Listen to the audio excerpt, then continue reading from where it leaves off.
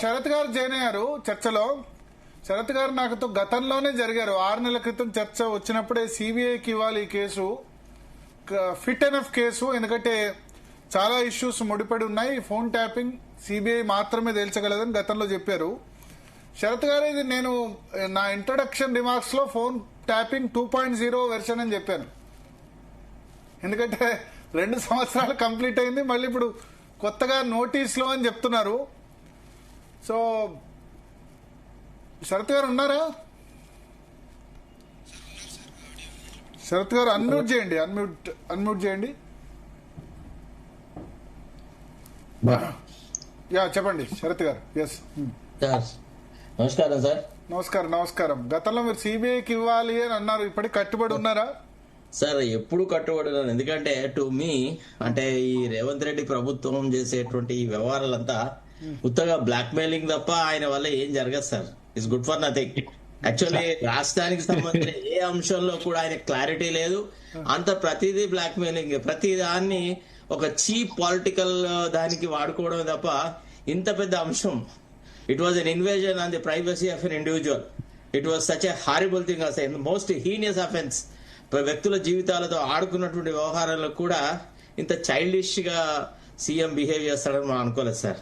Actually ఎక్కడ first of all ఏమన్నా inch కదిలిందా అంటే ఏది లేదు సార్. ఇది ఒక ధారావాహిక లాగా మధ్య ఒకసారి పైకి వస్తే ఒకసారి కిందికి పోతుంది.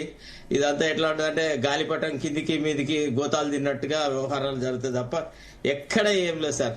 I tell you honestly, CM యొక్క ఫెయిల్యూరు, ఈ గవర్నమెంటల్ ఫెయిల్యూరే మళ్ళా కేసీఆర్ కి ప్రాణం పోస్తుందేమో అని కొద్దిగా ఒక రకంగా కొంత ఫీలింగ్ కూడా ఉందన్నమాట. వీళ్ళ వ్యవహారాలు ఎక్కడ అబ్సల్యూట్ ఇప్పటి వరకు వీళ్ళు తెచ్చిన క్లారిటీ లేదు సార్. టెలిఫోన్ టాపింగ్ లో ఏదన్నా జరిగింది కాంక్రీట్ గా అని చెప్పుకోవడానికి ఆస్కారం లేదు. ఆ ప్రభాకర్ రావు వచ్చాడు పోయినాడు, ఆ ప్రభాకర్ రావు కేసుల్ని కూడా సరిగా వీళ్ళేం డీల్ చేయలేదు సుప్రీంకోర్టులో. అంత మామూలు వ్యవహారాలు జరిగినాయి. ఇక సరే చరణ్ కి కొద్దిగా కోపం వస్తుంది కావచ్చు, కానీ మనం ఏం చేస్తాం, ఆయన he has to bear with the inefficient administration and inefficient governance. That's all. అంటే మీరు అన్నారు, ఇప్పుడు నిజంగా ఫోన్ ట్యాపింగ్ జరిగిందా లేదా? డెఫినెట్లీ జరిగింది సార్. ఫోన్ ట్యాప్ జరిగిందా ఏంది, అసలు అందరిది జరిగింది, మాది కూడా జరిగింది. ఈవెన్ దో మేము we are part and parcel of BRS when we differed with them. జరిగితే శిక్ష పడాలా వద్దా? ఖచ్చితంగా పడాలి సార్, కానీ చిత్తశుద్ధి కావాలిగా సార్. ఈ ముఖ్యమంత్రి దేన్ని ఒక అంశాన్ని, ఫలానా అంశాన్ని చాలా సీరియస్ గా తీసుకున్నాడు, he brought it to it's logical conclusion అనేది ఒక్కట్లేదు కదా సార్. ఇప్పుడు కాళేశ్వరం మీద అంతా రచ్చ చేసి లాస్ట్ కు కమిషన్ పెట్టి దాని మీద అన్ని కోట్ల రూపాయలు ఖర్చు పెట్టి మళ్ళా దాన్ని లాస్ట్ కు సిబిఐకి ఇచ్చి ఆ కాళేశ్వరంలో మళ్ళా మేడిగడ్డకే పెట్టి అసలు ఏంటి సార్ ఎక్కడ? ఇప్పుడు రాష్ట్రానికి సంబంధించిన అంశాల్లో తప్పు చేసిన వాడికి శిక్ష పడితే కదా భవిష్యత్తులో ఎవరైనా తప్పు చేయకుండా ఉండేది. అట్లాంటి చర్యలే జరిగినప్పుడు అది ఎట్లా చెప్పండి? ఎంతమంది జీవితాలతో సార్, ఎంతమంది పొలిటీషియన్స్ యొక్క లైఫ్ తో ఆడుకున్నారు ఈ టెలిఫోన్ టాపింగ్ లో. ఇబ్బంది పడుతున్నట్టున్నారు. సారీ అంటే ఒక్కొక్కసారి we feel very sorry as to what is happening in the state of Telangana. 2 years of governance is a big zero sir. ఏమి లేదు, ఎక్కడ ఏం జరిగింది, ఏ ఒక్క ప్రోగ్రామ్ మొదలెట్టింది లాజికల్ కన్క్లూజన్ కి తీసుకెళ్లలేదని నా బాధ. ఓకే సార్, నమస్కారం. నందకుమార్ అండి. సార్ ఇప్పుడు మీ ప్రకారం ఇప్పుడు ఈ 2 years అయిపోయింది కదా, మా ఫామ్ హౌస్ కేసు కూడా ఎప్పుడు తీయట్లేదు, తర్వాత ఈ ఫోన్ ట్యాపింగ్ కేసు కూడా ఉంది కదా, అవును, మీ ప్రకారం జరుగుతుందంటారా సార్? మీ ప్రకారం అంటే మీరు కోర్టులో అన్ని మీకు ఎక్స్పీరియన్స్ ఉంది కాబట్టి అడుగుతున్నాము.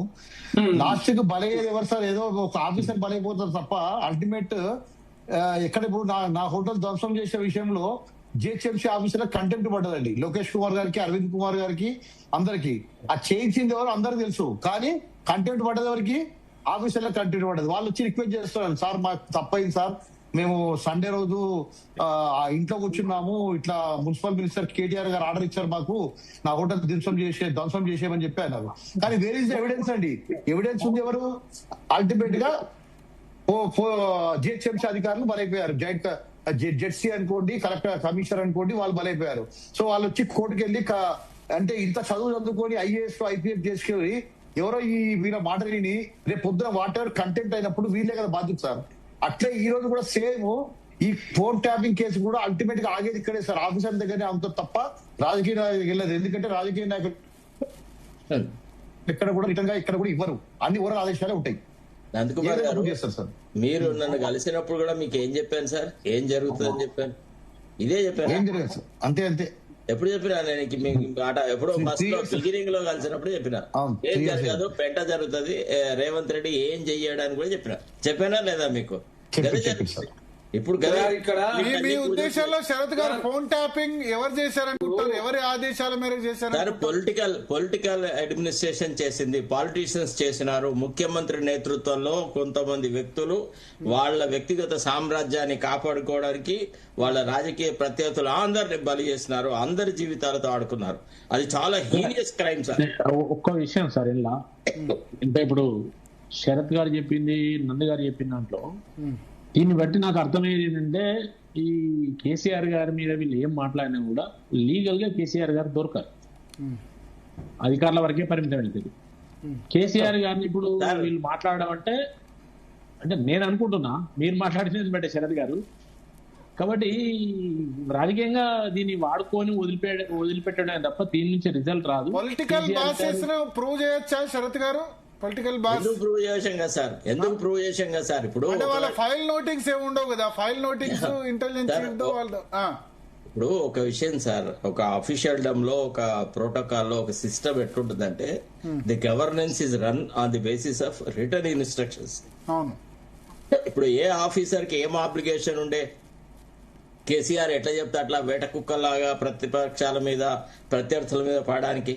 సార్ ఇది మా పని కాదు, it is not part of our duty, nothing is given to us in writing, sorry we cannot project them all as anti racials or anti social elements అని అనాల్సింది కదా.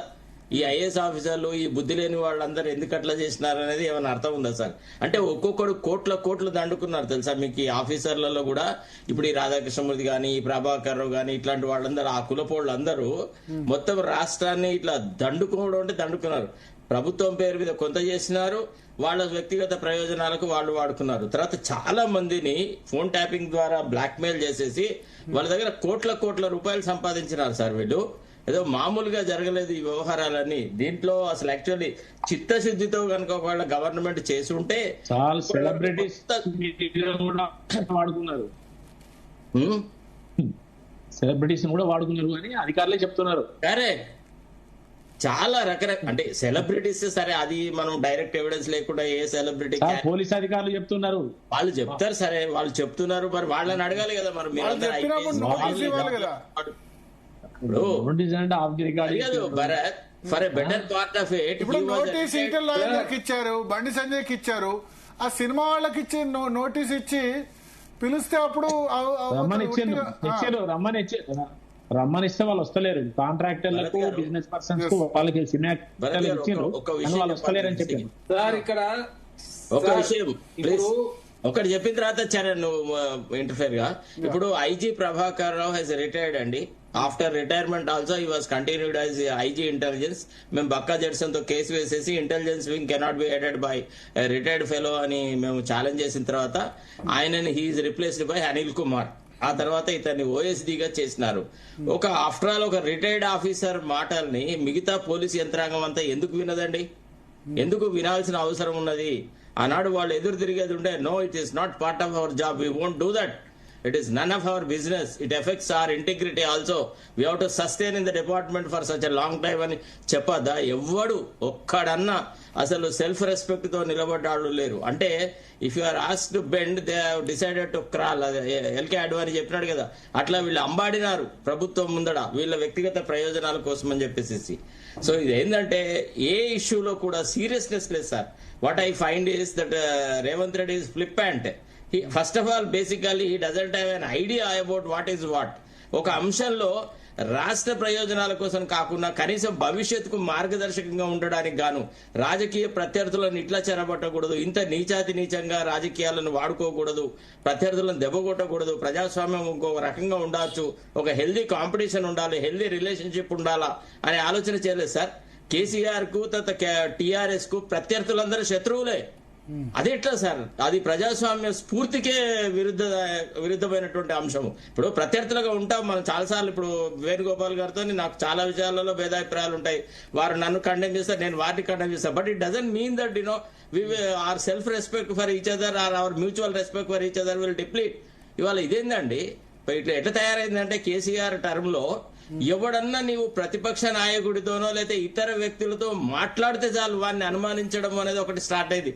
ఇప్పుడు రేవంత్ రెడ్డి దగ్గర కూడా అంతకంటే ఇంకా అధ్వానమైన పరిస్థితి ఆయన అప్పుడు ఎస్ కేసీఆర్ టైంలో నా ఫోన్ కూడా ట్యాప్ అయింది. నేను చెప్పినాను చాలా మందికి, నాకు ఫోన్ చేసేవాళ్ళు అందరికి చెప్పేవాడిని, why do you call me unnecessarily, you will be tapped mister, అట్లా వద్దు అని చెప్పేవాళ్ళు.